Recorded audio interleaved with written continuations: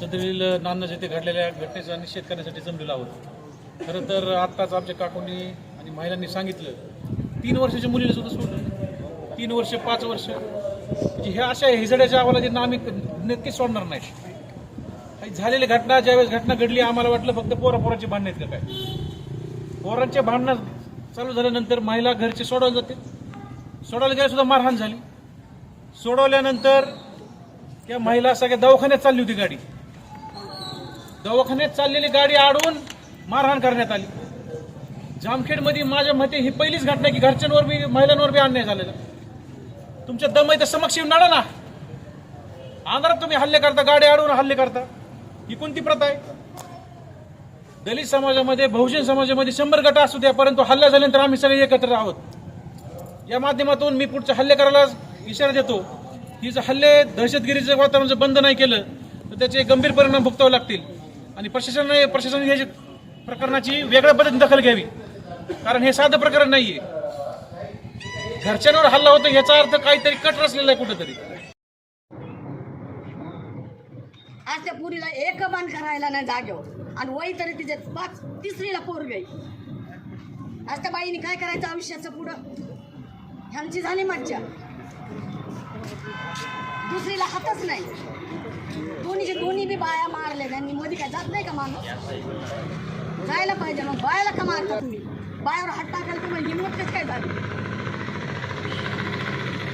आज ते लेकरं काय वया रडतात, आज घराने त्यांच्या माणूस नाही।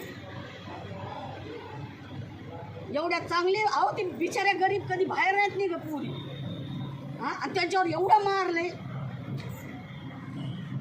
असं मारतात का बायांना? मनकाच राहिला नाही त्या पुरीला।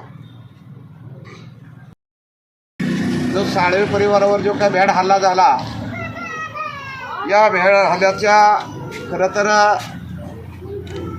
याच्या माध्यमातून खरं तर साळवे परिवारावर तो हल्ला नसून तो खरे तर आंबेडकरी समाजावर तो हल्ला आहे। खरं चाकू, कोयते, तलवारी, दांडके अशा हत्यारांचा त्यांनी वापर केलेला आहे। खरं तर वास्तविक पाहता या लोकांना लवकरात लवकर पोलीस प्रशासनानं त्यांना अटक करून त्यांच्यावर गुन्हे दाखल करावेत।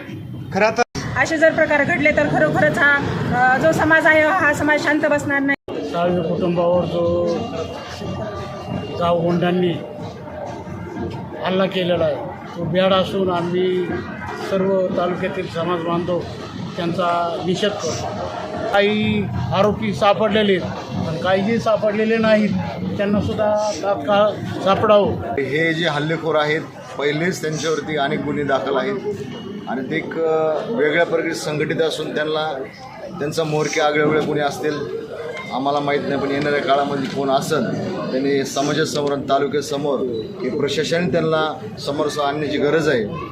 आणि ह्या घटनेमुळं समाजामध्ये एक आक्रमकची भूमिका इथं निर्माण झालेली आहे।